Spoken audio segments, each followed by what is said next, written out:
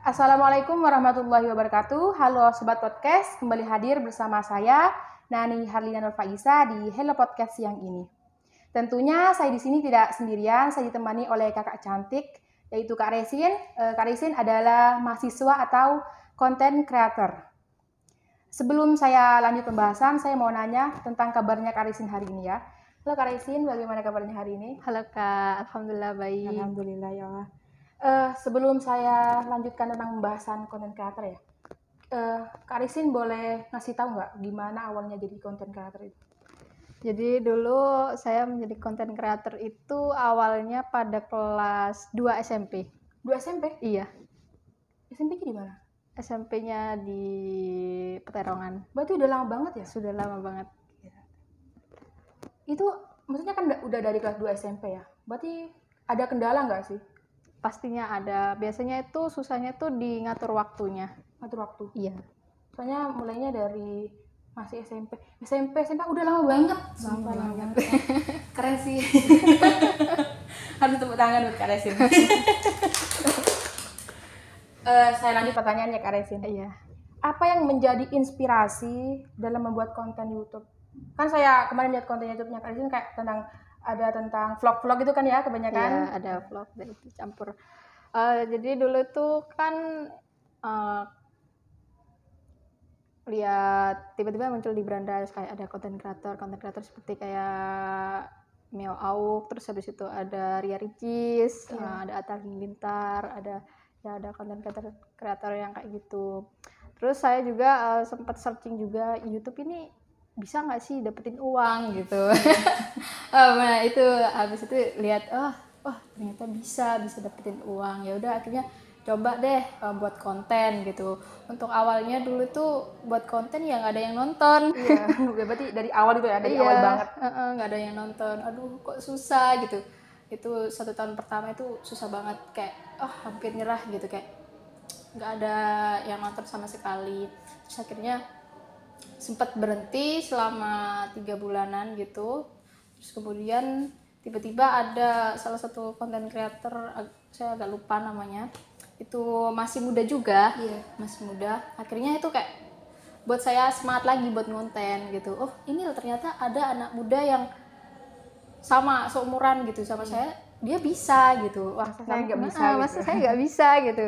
Wah ini apa gitu, saya cari-cari apa sih kok ini yang bisa membuat anak ini bisa gitu, bisa sampai yang banyak yang nonton. Terus setelah saya pelajari, oh ternyata supaya banyak yang nonton itu kita harus tetap konsisten, apapun yang terjadi kita harus konsisten.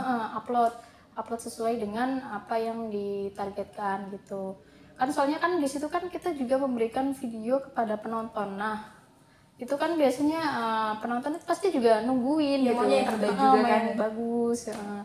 Itu saya tingkatin kualitas videonya juga, konsisten upload terus lama kelamaan ada yang kenal gitu.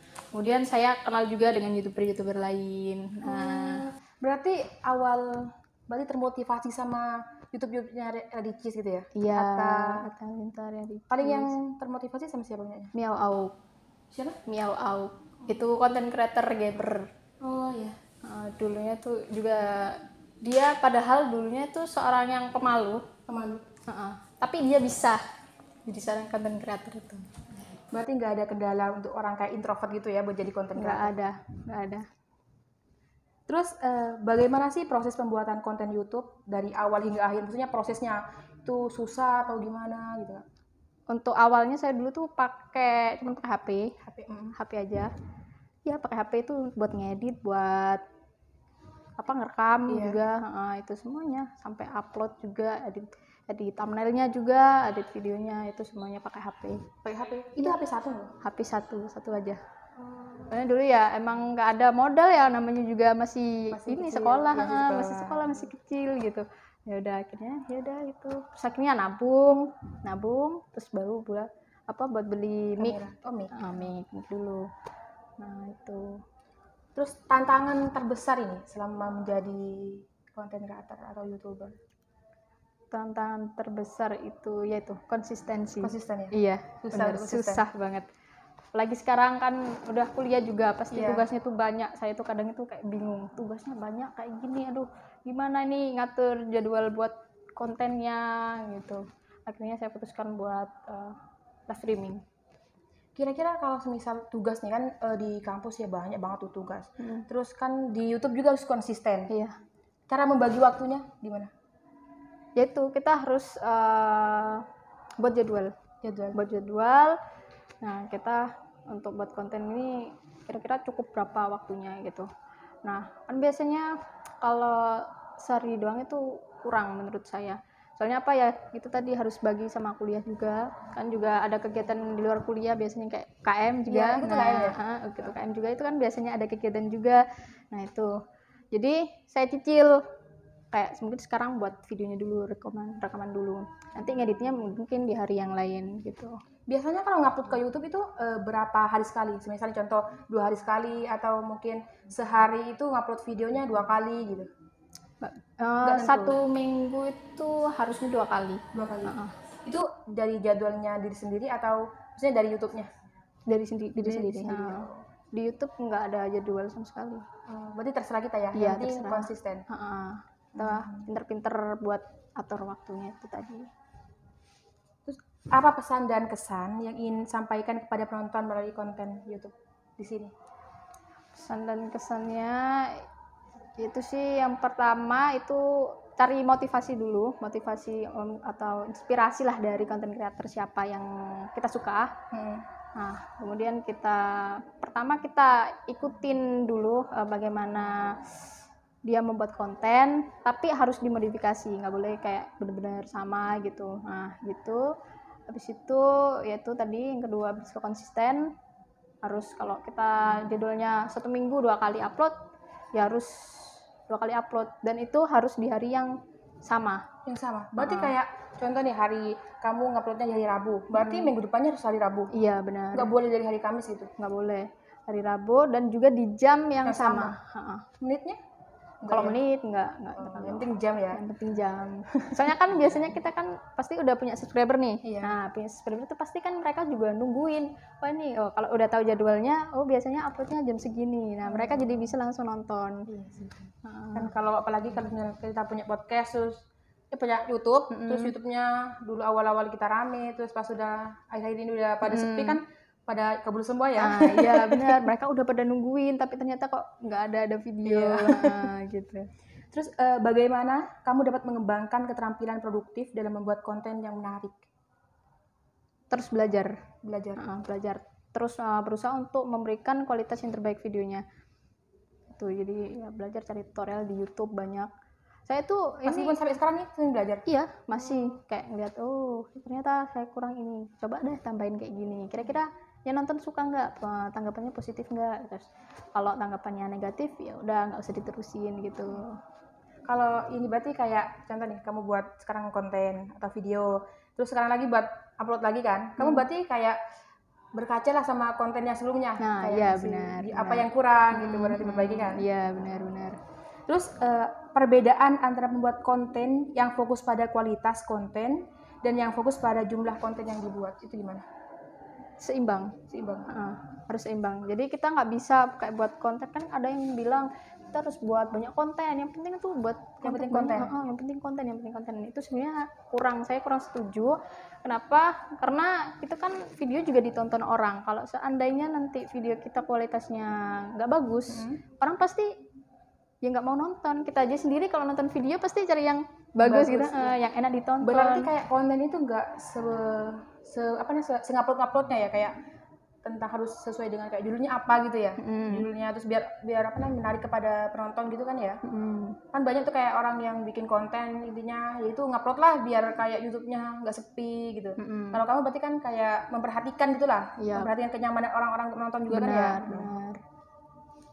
Terus bagaimana cara kamu untuk menghasilkan pendapatan dari konten yang dibuat, seperti menggunakan layanan sponsoris atau monetarisasi konten? Ya, itu pendapatan dapatnya dari YouTube juga udah di monet. Nah, kemudian bisa dapat dari namanya membership. Iya. Kemudian ada juga semacam Saweria atau apa ya, kayak link gift gitu. Iya. Nah, Kayak kalau di TikTok kan kayak ada gift mawar dia atau tuh, apa. iya, Nah, benar. cuman kalau di Berarti YouTube di YouTube juga ada ya? itu, tapi bukan dari YouTube, kayak kita dari website. Nanti kasih linknya di deskripsi biasanya. Nah, kalau mereka pengen namanya muncul, nah itu mereka harus nge-give uang itu tadi, biar nanti muncul di video komentarnya apa gitu. Dari situ terus saya juga sekalian mumpung kita punya audiens, nah itu saya manfaatkan buat promosi usaha, juga ada usaha promosiin di situ juga.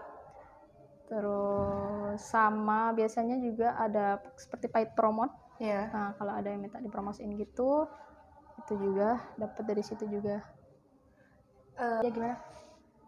Kan udah lama ya jadi YouTuber. Iya, benar. Mungkin perjalanan dari SMP sampai sekarang ini ada hal yang kamu benar-benar menjadi kayak, wah ini pencapaian saya paling senengin gitu. Bisa berbentuk barang atau pengalaman atau? Untuk saat ini masih belum sih. Masih belum tercapai lah. Belum. masih kurang pencapaiannya, masih kurang. Pernah nggak sih kayak audiens itu kayak request lah tentang konten kamu, Kak Resin, kamu harus bikin konten kayak gini. Ya pernah. Justru itu. Tapi dikabulin nggak maksudnya dari? Iya, kita ini dulu lihat yang request kayak gini banyak nggak. Nah, kalau seumpamanya wah kalau banyak ya udah kita buatin konten kayak gitu. Berarti kayak contohnya terbanyak lah gitu ya? Yang terbanyak, permintaan terbanyak. Tips dan triknya sih menjadi konten kreator itu gimana? Kan banyak tuh teman-teman kayak mau mencoba jadi konten kreator karena mungkin terhalang waktu kali ya, kan banyak waktu, terus konsistennya juga kurang, mungkin terus kayak kurangnya percaya diri, terus HP juga mungkin kali ya. Kan banyak tuh kayak aku nggak mau jadi konten kreator karena aku nggak punya kamera, kan banyak kan. Nah, itu tips dan triknya gimana sih biar kita tuh kayak percaya diri atau dan lain sebagainya? Ya kita harus kayak bodo amat gitu. Kita tuh sebenarnya ya bisa juga, ada banyak yang pakai alat seadanya gitu. Kita nggak berpatokan pada alat. Alat itu ya bonus aja gitu, anggap aja bonus. Yang penting kita tuh berkarya dulu. Kita harus pantang menyerah. Kita harus tetap terus konsisten, terus buat. Walaupun nggak ada yang nonton, kita tetap buat. Berarti kita evaluasi nih video-video yang sebelum-sebelumnya, apa yang kurang, mungkin kualitasnya atau cara kita ngomong. Nah, kalau kita seumpamanya nggak pede nih, nah kita cari, kita tuh nggak pedenya tuh kenapa sih, di mana apanya gitu. Nah, itu kita perbaiki. Kalau masalah introvert, saya sebenarnya dulu juga introvert. Cuman kan ini kalau kita buat konten itu kan sendiri gitu, kita ngobrolin sama kamera. Jadi kayak nggak ketemu orang langsung gitu. Bener. Jadi ya udah, kita anggap aja ngobrol sama kamera, orang nggak ada orang gitu. Anggap aja kayak ngobrol sendiri, atau enggak bisa dilatih dengan ini di depan kaca kayak ngomong-ngomong sendiri. Anggap aja kita bener-bener kayak udah terkenal atau udah gini. Nah, itu kita ngobrol-ngobrol sendiri di depan kaca gitu, buat latihan biar kita enak juga buat berkomunikasi dengan audiens gitu. Kira-kira kan udah lama ya menjalankan YouTuber. Ada nggak misalnya komen-komen yang jahat gitu kan, banyak tuh sekarang kayak komen-komen yang jahat sampai kadang sampai videonya di take down gitu sama dia sendiri. Takutnya kan, apalagi kan komen-komennya sekarang kayak jahat-jahat banget tuh. Oh iya, sebenarnya ada juga yang sempat ngatain kayak kira udah meninggal gitu juga ada. Pernah ada? Iya, ada. Gila sih. Sumpah. Sebenarnya kalau head comment gitu nggak terlalu ini ya dibaca, maksudnya ya mungkin baca sekilas, nggak peduli ya, bodo amat kan kalau kita pergi sama itu kita kayak nggak bakal berjalan. Bener itu sih yang agak mungkin untuk pertama ada yang head comment tuh kayak sedih sih kayak ekspresi tuh sedih, apa kayak kamu nggak berpikir gimana aku mau lanjutin YouTubeku atau aku udah berhenti di sini, kan udah kayak galau lah. Nggak sampai kayak gitu ya, cuman kayak wah ternyata kok ada sih yang nggak suka sama aku sampai segininya gitu. Kayak oh ya udah sih, orang nggak kenal juga, udah ini mungkin ya tiap orang pasti ada juga yang nggak suka, nggak usah dipaksain gitu. Ya udah akhirnya terbiasa ada hate comment, ngejek ngata-ngatain gini gitu. Nggak kamu hapusin? Enggak, dibiarin. udah ya udah cukup kayak baca sekilas, oh hate comment udah langsung skip gitu. Berarti kontenmu ini cuma ada di YouTube. TikTok kamu nggak bikin? Kalau TikTok buat seru-seruan aja, dan kebetulan ada yang FYP jadi followernya lumayan juga, ada Di TikTok? 18.000. Wih, keren tuh pedagang. Gila sih. Udah YouTube juga udah jalan ya, tidak jalan. Alhamdulillah. Tapi kalau dari TikTok dapat nggak? Paling ya itu dari live doang. Dari live biasanya kan ada nge-give. Nah, itu dapet dari situ. Dari kan apa maksudnya? Udah lama nih ya bikin YouTube. Pernah dapat endosan yang tinggi nggak? Maksudnya apa biayanya gitu, kayak bayarannya ke kamu tinggi? Untuk saat ini masih belum. Berarti kan udah lama ya di YouTube. Pernah dapat endosan yang bayarnya gede itu? Masih belum sih untuk saat ini. Masih belum. Tapi ada nggak endosan yang kayak dia itu minta banyak apa ya, kayak kebijakan atau ketentuan? Untuk saat ini enggak, karena saya biasanya tuh kayak batasin gitu, kasih batasan. Oh, berarti kayak kan orang endorse ke kamu nih. Berarti kamu kayak ngasih batasan kayak kebijakan lah. Untuk kebijakan dari saya sendiri. Berarti bukan dari orangnya ya? Enggak. Untuk saat ini, iya. Oh. Berarti apa namanya, kan kamu udah sekarang semester berapa? Semester 3? Semester 3. Semester 3 ini kamu pernah nggak kayak diundang di salah satu acara gitu kan? Kamu udah kayak, ya followersmu udah banyak loh ya di YouTube, di TikTok ya lumayan banyak daripada kita gitu. Iya, masih dikit menurut saya sih. Pernah diundang? Masih belum juga. Berarti mungkin kurang ini ya, kali kurang pemasarannya lah. Iya, benar. Ya mungkin nanti teman-teman yang mengundang Resin boleh.